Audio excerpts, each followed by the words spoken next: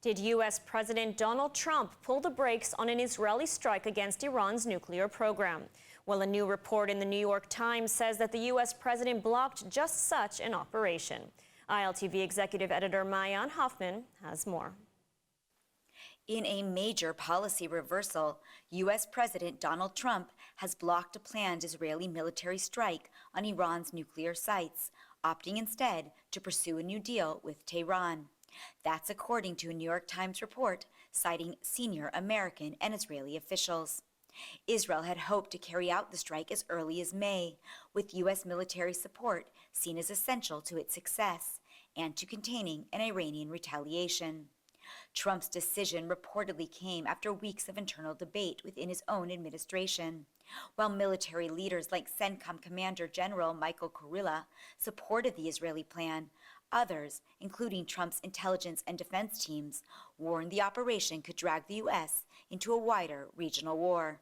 Prime Minister Netanyahu made a last-ditch effort to win Trump's approval during his recent trip to Washington, but left empty-handed. Instead, Trump used the Oval Office appearance to announce the beginning of direct talks with Iran. Both sides have described those talks as constructive, with the second round expected this weekend. But critics say Iran continues to accelerate its nuclear program, raising questions about whether diplomacy alone can stop it. And the opposition in Israel quickly responded to the New York Times report today. Opposition leader Yair Lapid accused Netanyahu of backing down from a plan to strike Iran's oil fields, saying it could have collapsed the regime. Meanwhile, former Defense Minister Benny Gantz urged U.S.-Israel coordination to halt Iran's nuclear ambitions, and former Prime Minister Naftali Bennett demanded a tougher stance, warning that failing to act would be a historic miss. And the bombshell report in the New York Times coming just ahead of a second round of nuclear talks set to take place between the United States and the Islamic Republic of Iran this weekend. All the details in the following report. A second round of nuclear talks between the United States and the Islamic Republic of Iran is scheduled for Saturday in Rome. The first round of talks held last week in Oman was described by both sides as positive and constructive. Yet the follow-up meeting comes amid mounting tensions over Iran's nuclear program, with U.S. President Donald Trump threatening military action if no agreement is reached. U.S. Special Envoy and lead negotiator Steve Witkoff announced this week that Washington demands Iran must totally eliminate its nuclear program. This in an apparent reversal of previous statements made in an interview on Fox News Tuesday, where he said that Washington would permit a cap on Iranian nuclear enrichment and would not require Tehran to dismantle its nuclear facilities. In response, Iran's foreign minister said Wednesday that Tehran's right to enrich uranium is non-negotiable. همونطور که عرض کردم ما در این فاصله مواضع متناقض و متضادی رو شنیدیم. آقای ویتکاف چند جور صحبت کرده. این در مواضع واقعی پشت میز مذاکره روشن میشه. اون چه که مسلمه غنیسازی ایران یک امر واقعی پذیرفته شده و حقیقی هست و ما برای اعتمادسازی نسبت به نگرانی‌های احتمالی آمادگی داریم. ولی اصل موضوع غنیسازی قابل مذاکره است. Now, all eyes are on Rome to see what kind of deal could take shape, and if Iran will indeed curb its nuclear program through diplomacy, or if harsher measures will be needed. And in Gaza, the IDF is holding off a planned major offensive, but will launch a renewed operation if Hamas fails to return to an agreement for a hostage for ceasefire deal. More on this from ILTV's Steve Leibovitz. The Army says the current operations in northern and southern Gaza are aimed at coaxing Hamas into a deal with Israel, now controlling buffer areas amounting to 30% of the Gaza enclave. According to the Army, some 350 terror operatives, including 40 top officials, have been killed since the end of the ceasefire. On March 18th, the Air Force resumed attacks against Hamas with a wave of airstrikes, ending the two-month ceasefire. Efforts to renew the pause have so far failed. Over 1,200 targets have been struck during that time. A major focus of recent airstrikes in Gaza has been Hamas officials, including members of the terror group's Politburo and its police force. Officials say that a major offensive intended to defeat Hamas would likely cause a collapse in talks for a hostage ceasefire deal and could endanger the remaining 59 hostages still held by Hamas, including 24 believed to be alive. The army has yet to set a deadline for when the offensive would begin. That will be decided by the political echelon. Defense Minister Katz has repeatedly warned of a wide offensive if the hostages are not released soon. The offensive would require the call-up of reservists. The current operations in Gaza are being slowly carried out by 3 divisions. As more territory is captured, more friction with Hamas operatives is expected. Until now, Hamas gunmen have pulled back and are not engaging Israeli forces. And in Gaza, new anti-Hamas protests have broken out in the north of the Strip. Clips shared online show hundreds of Gazan civilians demonstrating in Beit Lahia. They were shouting, "Hamas out," and "We want to live in freedom." Clan leaders reportedly took part in the protests in the first such demonstration since last month. There were also visuals of Hamas supporters being removed by the protesters. Since March, there have been sporadic protests against Hamas. The protests took place despite Hamas efforts to threaten and detain and even harm the protesters.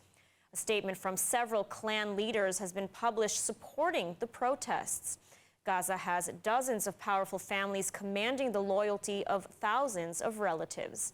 And the protests are seen as a sign of growing frustration with Hamas for dragging Gaza into the destruction caused by the war and its refusal to return the hostages and end the conflict. And joining us now with more on the latest developments surrounding the nuclear talks with Iran and the ongoing war in Gaza is Brigadier General in the Reserves Amir Avivi, founder and CEO of the Israel Defense and Securities Forum. Amir, thank you so much for joining us today. My pleasure.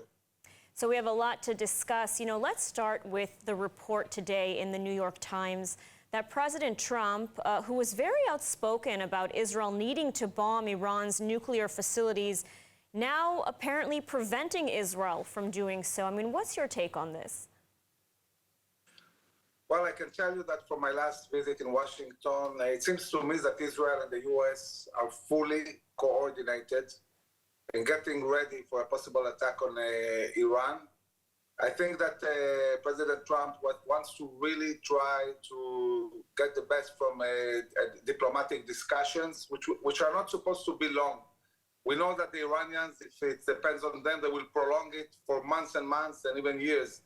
But I think that the administration is crystal clear and it's an intention to have a very short diplomatic discussion. It's either that they start to dismantle their nuclear sites, or I think we'll see an American-Israeli attack on the nuclear sites of Iran in the coming months if they don't change in Iran their policies. Mm-hmm. Now, do you believe that the United States will truly be able to achieve a nuclear deal with Iran? I mean, the last deal that was struck by the Obama administration was considered a very bad deal by Israel. So what will it take for Jerusalem to be satisfied with a new deal coming out of these talks? The previous deal basically paved the way for Iran to be a nuclear power. We're talking about a deal that has to completely dismantle all the nuclear sites. It's a completely different deal. I don't think there will be a deal. I don't see the Iranians agreeing to such a deal, and therefore the military option, I think, is the relevant one. And I think it's Israel's interest to see the U.S. leading this attack and not attacking alone. It's a completely different scenario when you have the full power of the U.S. Involved in attacking Iran or just Israel. And Israel's strategy needs to be to have the U.S. leading this attack, and this is why it's important to let President Trump do the process he needs to do in order to reach the point where he can say to the people of the U.S., I tried to get a deal, I didn't manage to do that, now we need to go on a full-scale attack.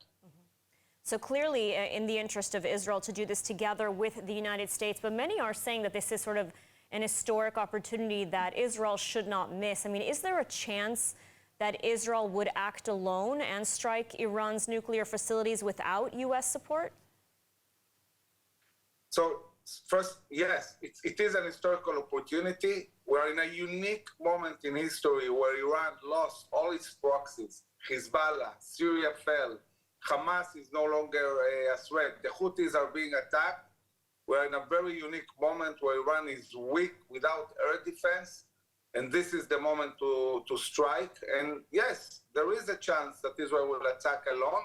I think it's not the number one scenario I would like to see, because a full Israeli attack will set back Iran, but not in a way that it might be done with the U.S. I think that an attack with the U.S. Will bring a much better result.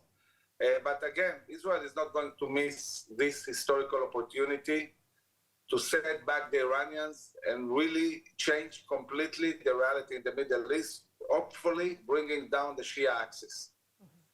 And, you know, turning now to Gaza, it seems we're once again sort of stuck in this war just ahead of a major operation, once again, you know, threatening a major operation if Hamas doesn't release the hostages yet again. Negotiations are stalled. You know, what can and should Israel do now to make some kind of headway in Gaza? Israel is really resolute to reach all goals of war, to eradicate Hamas completely as a governmental and military entity, to bring back all our hostages, and to create a reality where never again there will be a terror army in Gaza. At this point in time, we're prioritizing bringing the hostages. Israel is putting military pressure on Hamas, taking over areas in Gaza. This serves three goals. We're improving our defense. We're enlarging the perimeter in a way that secures the towns. We want to bring all the citizens back home, and we need to enlarge the perimeter. We are putting pressure to get Hamas to agree to a hostage deal. The pressure is military. The pressure is also on the humanitarian side. And the U.S. is putting a lot of pressure on Egypt to get a deal. And we are setting the terms needed for a full-scale attack in Gaza, which is imminent. This attack will arrive at a certain point. And it's the only way we can reach all goals of war. I'm hoping to see in the coming weeks a hostage deal. I'm hoping to see as many hostages released. But there will be a moment where Israel will launch the full-scale attack and eradicate Hamas. Absolutely. Amir Avivi, thank you so much for your insights today. My pleasure. In a rapidly changing Middle East, Israel must stay ahead of emerging threats. What cutting-edge technologies will keep Israel safe? Brigadier General Professor Jacob Nagel reveals the bold strategies and breakthrough defense tech he recently recommended to Prime Minister Netanyahu in an exclusive security briefing from the American Technion Society. Iran is weaker than ever, and someone has to take the opportunity doing something about it. Visit ats.org/Nagel to watch the full briefing now. And turning our attention to the north, where the Lebanese army has arrested men suspected of firing rockets at Israel. And the U.S. tells Jerusalem that it will begin withdrawal of its forces from Syria within 2 months.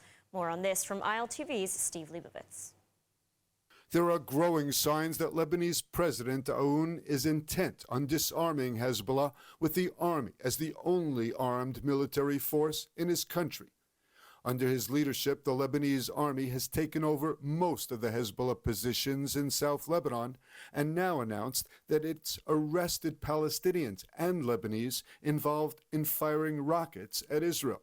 Without mentioning Hezbollah affiliation, the army said it arrested men responsible for launching rockets at Israel on March 22nd and 25th. In violation of the ceasefire agreement with Israel. The Lebanese army said it seized equipment and a vehicle used during the attack, and that operations to arrest additional suspects are ongoing. Turning to Syria, where there are reports that the U.S. has informed Jerusalem that it will begin withdrawal of American troops from Syria within 2 months. A senior Israeli official expressed concern, but said that Jerusalem believed the move will result only in a partial withdrawal. Israel is reportedly urging Washington to maintain a presence in Syria. There are currently about 2,000 U.S. troops in Syria, mostly in the northeast of the country. The troops are working with local forces to prevent the resurgence of Islamic State, which seized large swaths of Iraq and Syria in 2014, but was later pushed back by U.S. and allied forces. And for the first time since October 7th, hostage Rom Braslavsky was seen alive in a newly released Palestinian Islamic Jihad video. ILTV's Shosh Bedrosian is in the studio with the latest. Shosh, this is a family that you've been in touch with. What can you tell us? Yeah, definitely. This family has been searching for any sign of life since October 7th. To think that this is the first sign of life they actually have received in 550 plus days at this point is just unbelievable. Now, the story of Rom Braslavsky is just incredible to hear, and I'll tell you why. Rom is considered to be a hero from the Nova Music Festival. He was a security guard working. He was helping people who were injured. He had multiple opportunities to actually leave the Nova Music Festival site that day on October 7th, decided not to, decided to stay back, render aid to people in need. I spoke with his uncle after this video was released. He called him a hero. He said he's brave and he's not letting his captors break him. Let's take a look. A new propaganda video released by the terror group Palestinian Islamic Jihad this time features hostage Rom Braslavsky, a 21-year-old from Jerusalem who was kidnapped from the Nova Music Festival. His family approved publication of a short clip from the video, but requested his face be blurred. In the video, Rom is seen scratching his stomach, referring to an illness that is causing his whole body to itch. He talks about the horrific conditions he's held in, with barely any food and mice crawling all over his legs in captivity, with his last shower being 2 weeks ago. He asked Netanyahu and Trump to secure his release, asking, quote, "Where are you?" I've been reporting on Rom's story since the beginning of the war, where his mother spent days investigating on Rom's last whereabouts before he was kidnapped by terrorists at the Nova Festival. She determined that Rom was not only staying behind as people were fleeing, but there's video and photo evidence of Rom rendering aid to injured people during the massacre. Rom even gathered people together to teach them about how to defend themselves during the onslaught. It was his first physical sign of life after the family learned released hostage Sasha Trufanov was held with Rom for a portion of his captivity. Trufanov, a Russian citizen, overnight visited the Kremlin and met with President Vladimir Putin, who says he helped negotiate Trufanov's release. Trufanov was kidnapped from his home on Kibbutz Niroz with his mom, grandmother, and fiancé. Although they were released in November of 2023, they were also at the meeting with Putin. The Russian president appeared to have a deep sigh when Trufanov told him he was held in captivity for 498 days. Russia has ties to both Israel, Iran, and Hamas. And days before Trufanov's release, a deputy Russian foreign minister met with a senior Hamas official in Moscow who urged the terror group to keep their commitment to release Russian citizens held in captivity in Gaza. Сейчас ни в коем случае не хочу давать никаких политических оценок тем событиям, которые происходят. Но все, что с вами произошло, это большая беда. А то, что удалось вам оказаться на свободе, это результат того, что в России стабильные многолетние отношения с палестинским народом, с его представителями, самыми разными организациями.